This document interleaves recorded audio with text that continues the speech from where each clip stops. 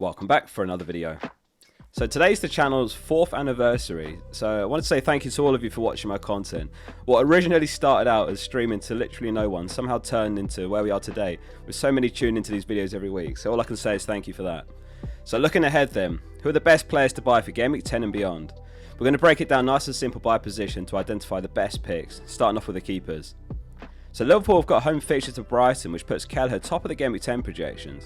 As we're all aware, he's a temporary starter in Alisson's absence and he's not worth considering unless you've still got your wildcard, perhaps looking to trigger it in the Game Week 12 international break. Hence, his projections for the next 5 Game Weeks are actually the worst of all the keepers here, despite being top for Game Week 10. Clean sheets have felt so hard to scoop up this season. Last Game Week, Palace and Man City were the only two that managed one. Not many would have backed Palace to keep one against Spurs either. Raya and Ederson are on 3.7 projected points, joint second on the table. Arsenal are away to Newcastle and Man City away to Bournemouth. In the same fixture last season, Man City kept one against Bournemouth at least.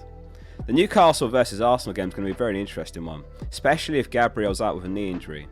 We'll talk about him in the defenders segment next. He could be a big miss if he's out. Looking at the next 5, Raya's top of all the keepers with 18.8 projected points. Arsenal really lacked in the clean sheet department recently, the last one coming back in Game Week 4 against Spurs.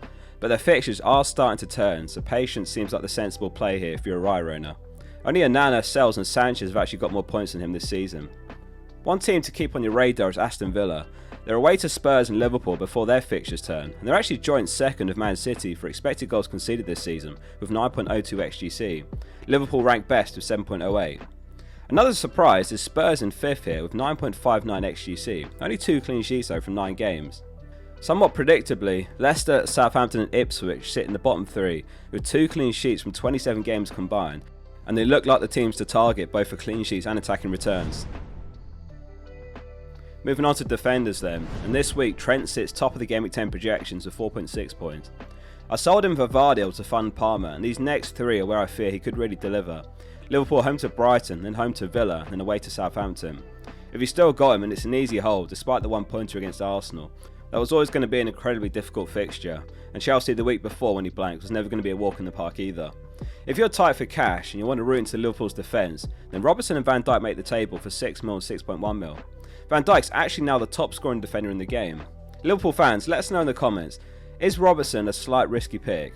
My concern there is that he did get that bench in a couple of weeks back, and he didn't have a great game against Arsenal. He was taken off just after 60 minutes for Tsimikas after really struggling against Saka. Therefore, Van Dijk might be the solution. As we saw on the table before, they are the best team so far for expected goals conceded, so they are a defence worth investing in. If the next couple of game weeks don't fit your team structure or your plans, then you can keep Game Week 15 at the back of your head. Liverpool's long-term fixtures from there are unbelievable. So Gabriel makes the table assuming that he's fully fit, but that might not be the case. So what's the latest on Gabriel? Arteta said after the match, "I don't know, but he could not run. I don't know if it's the knee joint or the ankle. They're assessing him now, so touch wood." It was certainly his knee, not his ankle from what we've seen. He was seen on the bench with an ice pack on his knee. Hopefully we get an update later in the week. So who are the best replacements then if he's out? Besides Trent and Van Dijk, the other premium defender is Vardy, who scored more goals this calendar year than any defender in the league. I'd avoid Davis, who's actually 3rd on the table this week. It's undeniably a good looking fixture home to Leicester, but after that it's Spurs away, Man United home, Forest away. You'd only feel comfortable starting in one of the next 4 basically. If you've got him already, you start him this week though. So what about Aït-Nouri then? Wolves have got 3 home games in the next 4, starting with Palace next. He's only 4.5 mil, so Gabriel to Aït-Nouri frees up a good 1.6 mil or so. Now Wolves aren't convincing defensively, they're yet to keep a clean sheet, but he is extremely attacking. He's actually got 3 goals, 1 assist in his last 4, that's 2 more goals than Haaland over that run. One thing Anil did say is he regretted playing a back 3, so we might see a back 4 with him playing slightly deeper on average. Fulham's defence could be worth a look as well for some value picks. Anderson's only 4.3 mil, and he served his 1 match suspension now. Robinson 4.7 mil, Tete 4.5 mil. Fulham's run is Brentford home, Palace away, Wolves home, Spurs away, Brighton home. Forest's fixtures are slowly starting to turn, possibly enough to look elsewhere now as well. They've got West Ham home and Newcastle home, which isn't too bad, and then it's Arsenal away, Ipswich home, Man City away. Then after that, it's the likes of United, Villa, Brentford, Spurs. Aine is projected 3.3 points along with Robertson this week. Let's get into the midfielder discussion. Some potentially massive decisions for many managers this week, because Salah's well out in front, top of the midfielder projections with 7.2 points. So a big talking point this week is, do you downgrade Haaland to swap a midfielder up to Salah? This one, in my opinion, is a sound strategy. Given Haaland's underperformance recently combined with Liverpool's upcoming games, Salah gets you a run of Brighton, Villa, Southampton, Man City, Newcastle, Everton, Fulham. Man City's run is Bournemouth, Brighton, Spurs, Liverpool, Forest, Palace, United. So even if it's only a short-term play, it looks viable for the next 4 game weeks, and then you make a call about switching back from City home to Forest, depending on how it plays out. At the end of the day, Haaland's 2.8 mil more expensive than Salah, and after 9 game weeks, Salah's 8 points ahead. Timing's so important in FPL though. We know he's capable of a hat-trick against basically anyone, so is now the time to sell him. The other side of the coin is, he is comfortably the most owned player in the game, in almost 3/4 of all teams, so you can protect yourself by holding him, and look for some potentially smaller rank swings in your other picks. FPL's a game of chess against 10 million managers. We make our moves every week to gain an advantage, leaving yourself exposed to no Haaland's high risk, high reward basically. Let us know in the comments what your plan is if you've got Haaland and not Salah. I know some of you have got both, and even a third premium, which looks really ahead of the curve right now. All the premiums have been delivering though. They all scored last game week, obviously except Son who was injured. Haaland, Palmer and Saka or Son also looks like an amazing triple up. Palmer's second on the table, 5.7 points, and then it's Saka on 5.2. And then it's actually Eze with Palace facing Wolves. From my perspective, Palmer's nearing a must-have from Game Week 12 onwards when they face Leicester first, with unbelievably good long-term fixtures. He's actually on track for a 333-point season if he carries on at current pace. So Son's not on the table currently because his projected minutes are a bit low, but it sounds like there's a good chance he's back for Game Week 10 based on Postecoglou's remarks that he could have played but they didn't want to take the risk.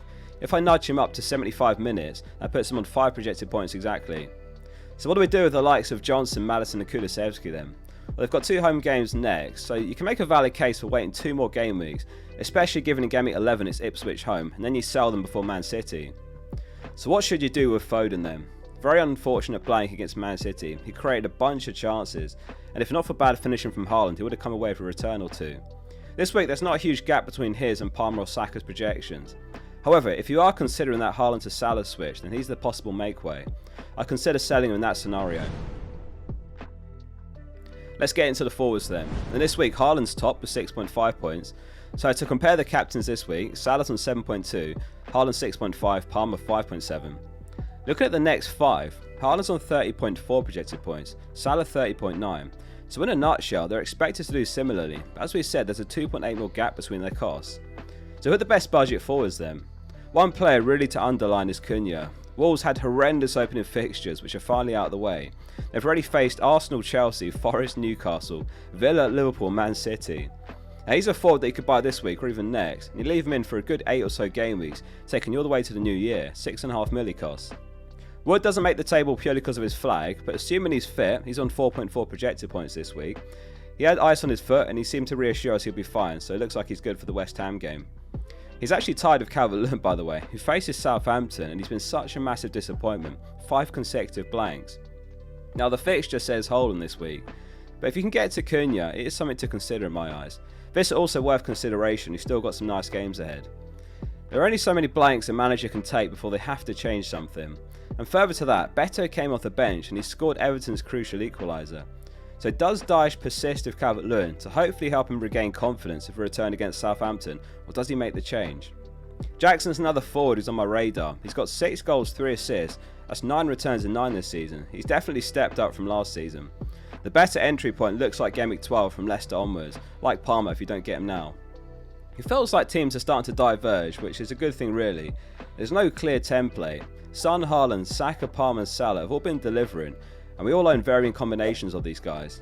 Good luck with your transfers this week. Leave a comment below with your transfer thoughts as well, and hit subscribe if this was helpful. See you soon for the next one.